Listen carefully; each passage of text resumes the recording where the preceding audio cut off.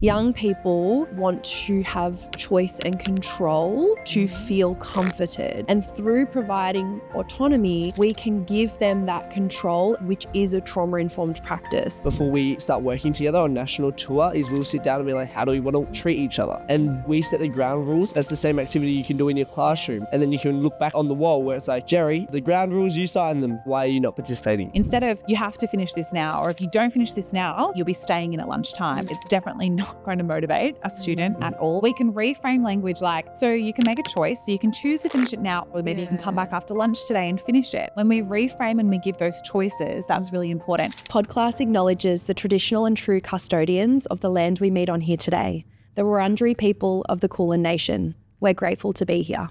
So no one told you teaching was gonna be this way. Your lesson plans are jokes, your patience broke, you're feeling in disarray. It's like you're always stuck in report writing, when it hasn't been your day, your week, your month, or even your school year. But I'll be here for you. When the students start to riot, I'll be here for you. even if your coffee's gone cold, I'll be here for you. 'Cause you're there for them too. Hello, everyone, and welcome back to Podclass. As always, you are joined by me, Amanda, and my friends, Will and Skye. Hello. hello. Hello. We How are are really you? excited to be here, excited to be back in the studio, and very excited to be diving into today's topic. Yes. Today is the One About Autonomy. And it's interesting actually because we chatted last week around the student that quote unquote doesn't care in our classroom. And we touched on a few strategies there, and we've had some requests for us to dive deeper into one of the core psychological needs of autonomy. So we are going to be doing that today. We are, and I think that autonomy is really important because it's one of those things that often gets confused when we talk about it with educators, with parents, with whoever. And it's that autonomy means like complete freedom. Do whatever you want, you've got complete autonomy. And what we know is that when we talk about autonomy as a psychological need, it's not at all referring to complete freedom. It's talking about somebody having a sense of choice, having a sense of volition. And that doesn't mean do whatever the frig you want. That means we still have boundaries in place and expectations. So everyone picture your dog. Your dog has 3 types of leads. The first type of lead, I'm like, I have no idea where this is going. I also know. the first type of lead is just a normal lead. Okay. The second type of lead is one of them extendable leads. Oh. The third type of lead is off the leash. Oh. Autonomy is not off the leash.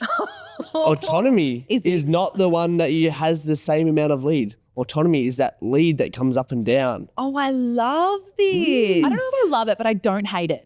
So I'll The lean visions in. that go in my head as we record these episodes are just like, yes. So good. So often when we bring up autonomy, people picture off-leash dogs. Yes. Yes. Oh, yeah, And that think makes, it's- yeah. I kind of get it. think it's complete freedom. Run where you will, do what you will, but it's not. It's providing that. Extendable leash. If they want to run up to the garden, if they want to run over to that the left or the right, they can. So we move on and we apply this to students and young people that we're working with, and I love it. Let's go with this freedom dog lead thing, whatever. That's great. When we actually look at though, what happens when a young person or a dog feels like they don't have autonomy, what is actually happening for them? And when a young person feels as though they don't have autonomy, they feel like they don't have a say in their learning, they feel like their day-to-day choices don't matter. And what happens as a result of that is that they can shut down, they check out. This is when they maybe act out and we see behaviours that we don't really want to be seeing in our classroom spaces and learning. But when we feel like they have agency, or when a young person feels as though they have agency, that's when everything shifts. That's when they feel as though they can be contributing and be way more present and active in their environments. I feel like those 3 outcomes you just referenced, when a young person doesn't have autonomy, they shut down, they act out, or they check out. It's so familiar to every single one of us. And I think, sure, it's easy to reflect on young people and apply this descriptor to them, but it also is true for all of us. Oh, 100%. Like when we are in situations where we feel we have no volition, no choice in what we're doing, how are we when going we to feel like we're on a leash. Yeah, we're going to shut down, act out, or we're going to check out. And I'll no longer we be do. motivated. That for me, autonomy, when I no longer have it, I no longer have motivation. And this is, I think, Will, like, it's like we planned this, but we actually didn't. What a segue from dogs to theory. Let's go. Okay, so quick recap. And if you haven't already listened to the one about student engagement, go back and listen because we do dive much deeper Episode 2. into those. Way back in the archives.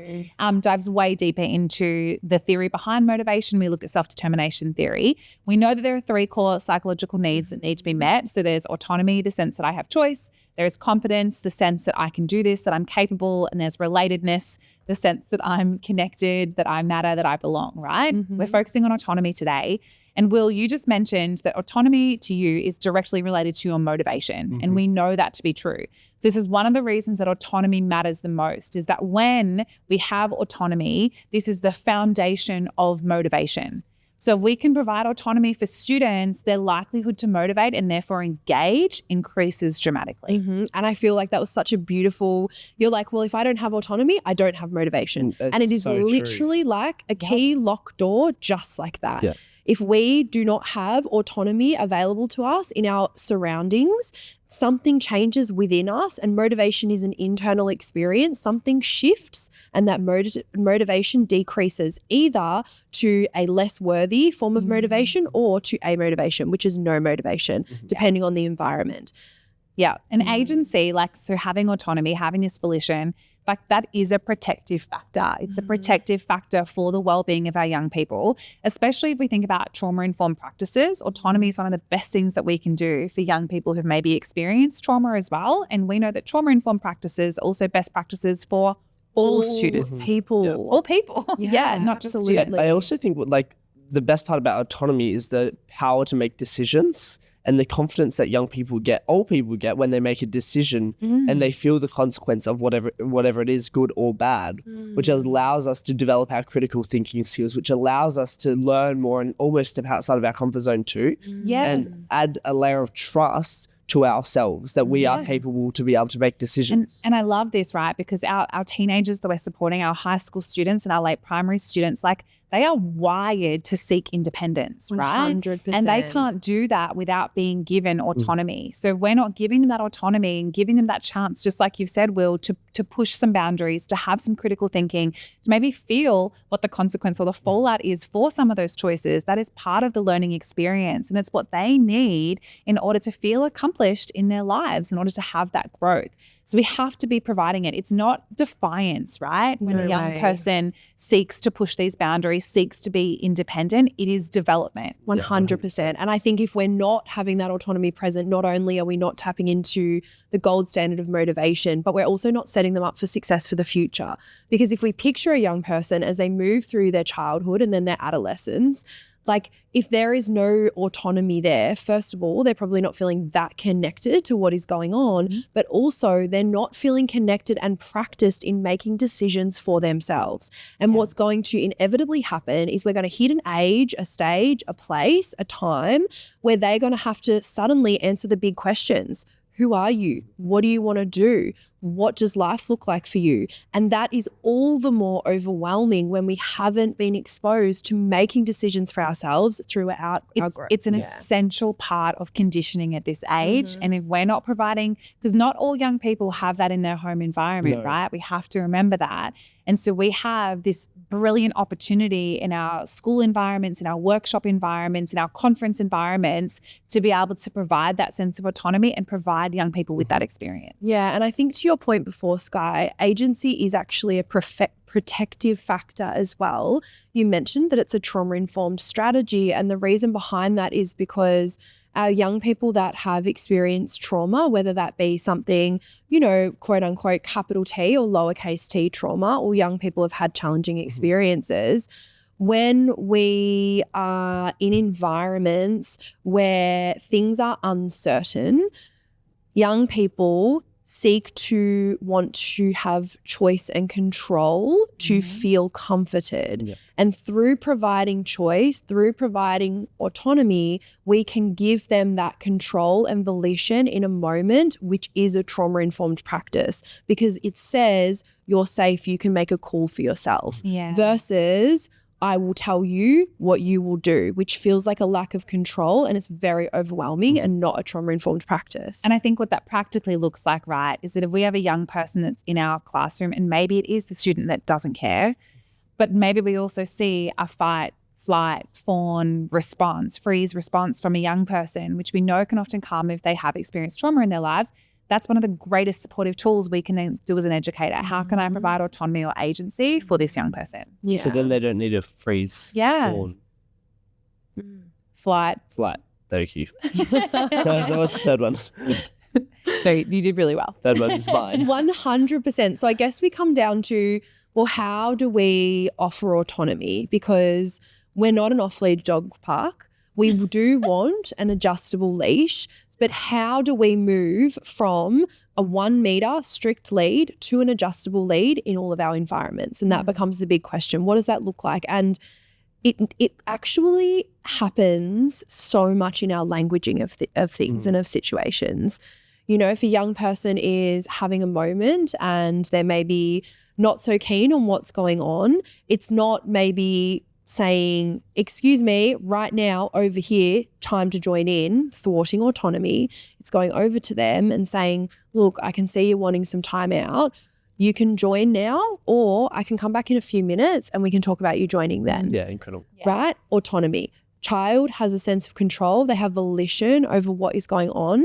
And then the chances of them joining compared to the first circumstance of forcing the join is just absolute chalk and cheese. Yeah. And what we're also going to see is bigger behaviors from the first strategy as well, versus that coming in, nurturing, providing autonomy. We're more likely to see buy-in, and that leads to reduced behaviors as well. So you've kind of just spoken to one of the first ways there to be able to support autonomy, which is offering choice, even if it's a small choice. Just the small ones. Like, Just it the doesn't small need to be ones. enormous. It's the how can they get to the same outcome and get the same learning, but offer a few options? Can you do it by yourself, or would you like to do it with a partner? And I feel like, Will, this next one really speaks to you and something you're really passionate about, which is all about letting students have a say, letting them Yes. weigh in. Sugar on voice, what's I'll keep happening. banging on about it until the day I no longer banging on about it. So what can that look like in the classroom? I think it's just like asking them how or what way that they would like to get to the goal as well. I think one of the favorite things that we do as a team before we start working together on national tour is we'll sit down and be like, how do we want to communicate with each other? How do we want to treat each other?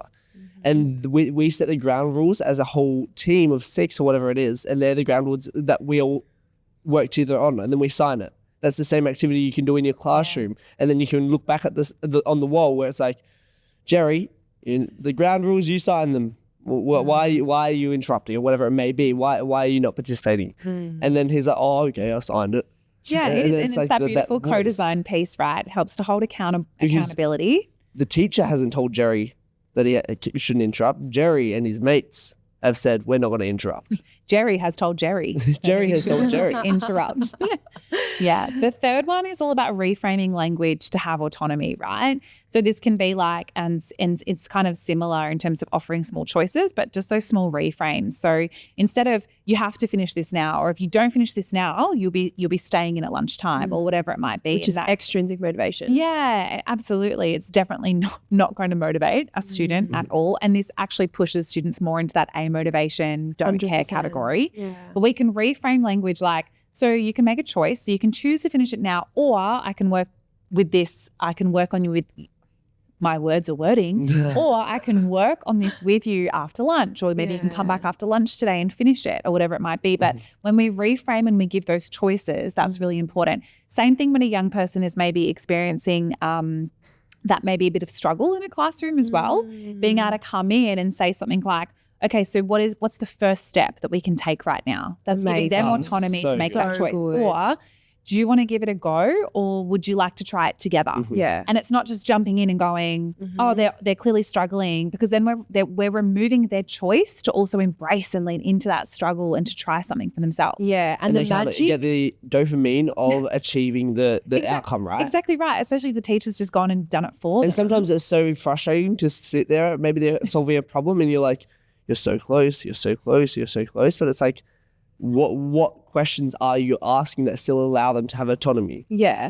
And I also think the magic frame up of if and then. If this occurs now, then this is what is going to happen. And it kind of brings in a bit more autonomy in sharing, like, sure, you could do this now, but what is going to unfold is this. And it reminds me, we were running a PD with the school a couple of weeks ago, and a teacher brought up a really wonderful point of, what if a student knows a consequence for a behaviour and it's a behaviour that they shouldn't be taking, and they choose to take that behaviour regardless of knowing the consequence? And Great question. I was like, great question. Let them. If no one is getting hurt, if they're not unsafe, let them and follow through. Because how else are we going to learn? They are taking, it's their volition to make a call, and it was about a camp, and they were going on camp, and they take their phones off the students at nighttime for the camp, and the student was refusing to give the phone, and it was like, well, if they didn't give it up, then they were going to lose it for the whole next day, and the student made the call to keep the phone, and it's like, great, they lose it the next day. Like, what are you going to do? Blow up this situation, create lots of big behaviours. So that's obviously an isolated example, but sometimes young people will know the consequence or will know the outcome of the actions, and we cannot remove their volition to sometimes make the quote unquote not great choice. Like, we can't. So there's some ways that we can kind of support autonomy, right, in these ways. So what are some ways, like, and I guess really simple, Every time there's ways to support, there's ways to not support too. There's ways to support and there's ways to thwart. So I like that. So how do we thwart autonomy? Like, these are kind of simple day-to-day things that we might not even realize are autonomy thwarting. What does that look like? Well, There's like a number of times for me in my schooling experience where there'll just be like a teacher who would just, nothing would ever be right. And it's that overcorrecting every single moment.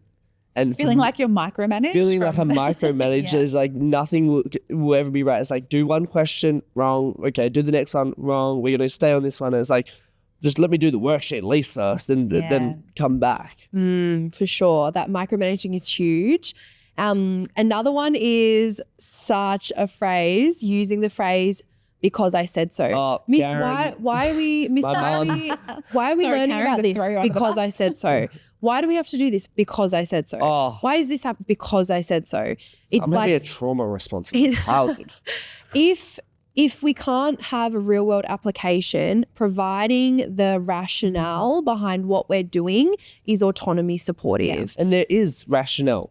Yes. You're going to know the rationale. Yes. Well, this I should hope. be, right? If we've designed a lesson or we're teaching something, there should be a why behind. It should Yes. never be, if a student comes and says, why are we learning this, or what's the purpose behind this? It should never be, oh, I don't know, or because we have to, or because it's in the curriculum. And I'm Or that we can curious, link it is important. do you often, when you were in the classroom, would you lead the conversation with a why or conclude a lesson with the why?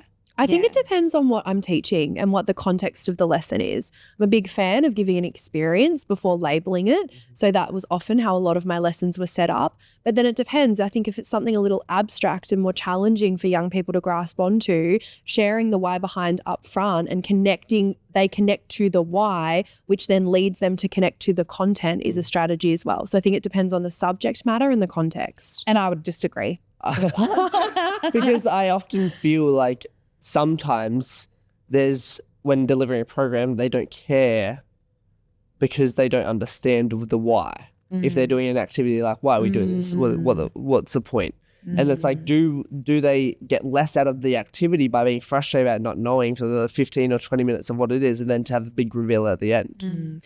I think it depends on how engaging the activity is as well, because if it's something that maybe they're not buying into the activity themselves, then that for me would be an indicator that maybe we need to come up with either a different activity or something they might be bought into at a higher level before like the quote unquote learning is revealed. And I think the phrases like "because I said so," where they probably come from is a wish to hold command of the space and a perception that because like I'm in charge and I have command, so I say so we're going to do it. Yeah. The irony is that when we thwart autonomy, we're reducing our command because young people don't respond positively to it. Yeah. So there's a bit of an oxymoron in a sense. Yeah. One really big one for me, I know, obviously I'm the young person, so I was about to say, I know I talk about me a lot in school, it makes sense. We feel it in our everyday lives when someone's like, it's not that hard. Oh, mate. Everyone else can do it. It's not that hard. Oh, it's like, and you don't also know what's going on for a young person at all points of all parts of the day either. So being able to be a little bit accommodating in the language that we use and be a little bit more understanding and choice promoting, I think is really important. And I think like I went through school undiagnosed neurodivergent, and it was like, oh my God, same. We have so much in common. And it was just like, it's not that hard to concentrate all the time. And it's like, well, in my head, it's going boom, boom, boom, boom, boom.